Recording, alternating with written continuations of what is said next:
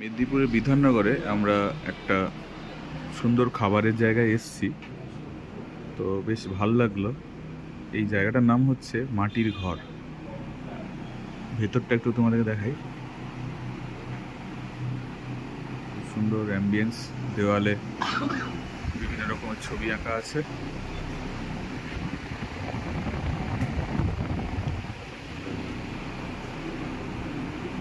এই যে ব্যক্তি, এই ব্যক্তিকে আপনারা অনেকে চেনেন, অনেক দিন পর দেখা গেছে এনাকে মেদিনীপুরের মাটিতে।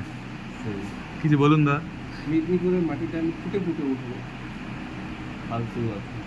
এই যে রাহুল, কিছু বল। কি বলবো, যা বাবা। ক্যামেরা তাক। একা চিকেন খেতে এসেছি, হ্যাঁ। জানি না কিরকম হয়। জল দিয়ে তৈরি, জীবনে প্রথমবার শুনলাম। হয়তো ভালো হতে পারে, আর খারাপ হওয়ার চান্সটা বেশি। আর আর কি বলবো, মানে আর কি অর্ডার করেছিস? আর কিছু করিনি।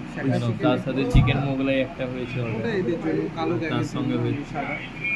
আর তারপর হচ্ছে কি? মশলা কোল্ড ড্রিঙ্কস দিয়েছে মশলা কোল্ড ড্রিঙ্কস তো মাস্ট। আর তোমার জন্য একটা লিকার চা।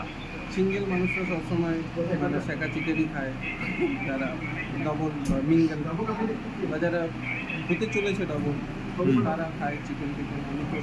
আমাকে বডি মেনটেন করতে হবে, সবার সঙ্গে ভালো না দেখালে আর কি করে হবে। তার জন্য কি লেখা আছে দেখি তো টি শার্টে?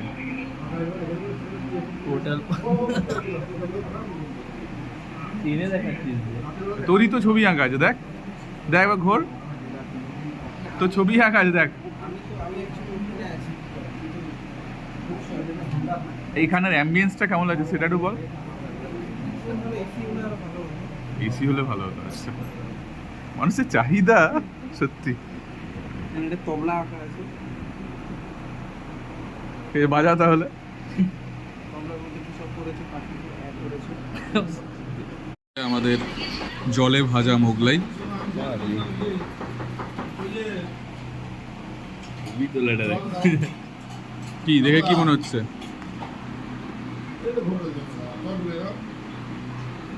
উনি কোল্ড ড্রিঙ্কস খেতে ব্যস্ত। আচ্ছা, ঠিক আছে, আমরা টেস্ট করি।